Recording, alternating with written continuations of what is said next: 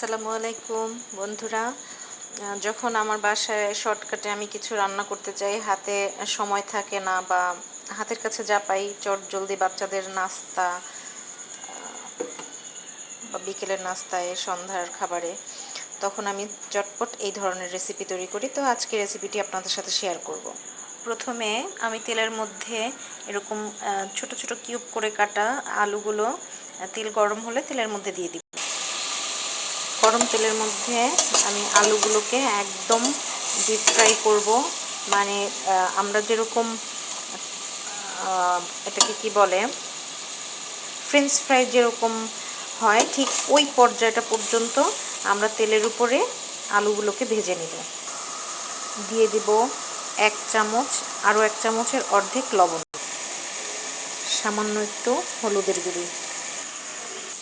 যখন পানি শুকিয়ে যাবে, হালকা ভাজা ভাজা হবে, হালকা সিদ্ধ হবে, সেই পর্যায়ে আমরা দিয়ে দিব প্রায় 2 কাপের মতো পেঁয়াজ। আর পেঁয়াজটাও কিউব করে কাটা, মানে টুকরো টুকরো করে কাটা, ছোট ছোট টুকরো, এরকম এরকম পেঁয়াজ টুকরো দিয়ে দিব।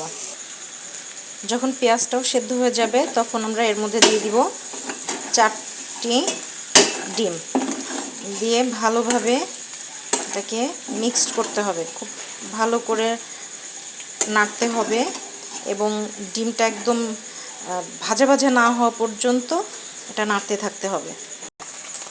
প্রায় ভাজা হয়ে এসেছে, একদম ঝুরঝুরা হয়ে গেছে ভাজিটা।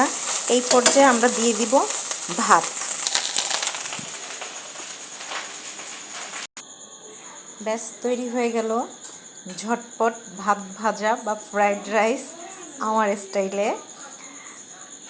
এটা এত সুন্দর রেসিপি, খুব কম উপাদান এবং খুব কম সময়ের মধ্যে আপনার বাচ্চাদের পছন্দের একটি রেসিপি হতে পারে। কারণ ভাত আমাদের সব সময় থাকে, হাতের কাছে যা কিছু থাকবে তাই দিয়ে আপনারা এইটা করতে পারেন, এই রেসিপিটা করতে পারেন। এতে মূল উপাদান ছিল আলু, ডিম এবং ভাত। আর হাতের কাছে আপনি যে মশলা পান, লবণ, হলুদ, একটু মরিচ, কাঁচামরিচ, এছাড়াও ধনেপাতা দিতে পারেন। যে যেভাবে খেতে চান খেতে পারেন, হাতের কাছে যা কিছু থাকবে তাই দিয়ে আপনারা তৈরি করতে পারেন এরকম মজাদার চটপটে সন্ধ্যার খাবার। এটা বাচ্চাদের টিফিনের জন্য পারফেক্ট একটা খাবার। বাচ্চাদের আজে বাজে বাইরের খাবারগুলো না দিয়ে আমরা ঘরে যে আমাদের ভাতটা থেকে যায়, সেই ভাতটা দিয়েই কিন্তু আমরা এই রেসিপিটা করতে পারি। প্রথমেই আমি বলবো যে এটা যেরকম স্বাস্থ্যসম্মত, সেরকম বাচ্চাদের জন্য খুব সুন্দর একটা রেসিপি, আর বাচ্চারা খুব পছন্দ করে এটা খায়। ধন্যবাদ সবাইকে ভিডিওটি দেখার জন্য। আবারও ধন্যবাদ জানিয়ে শেষ করছি। আসসালামু আলাইকুম।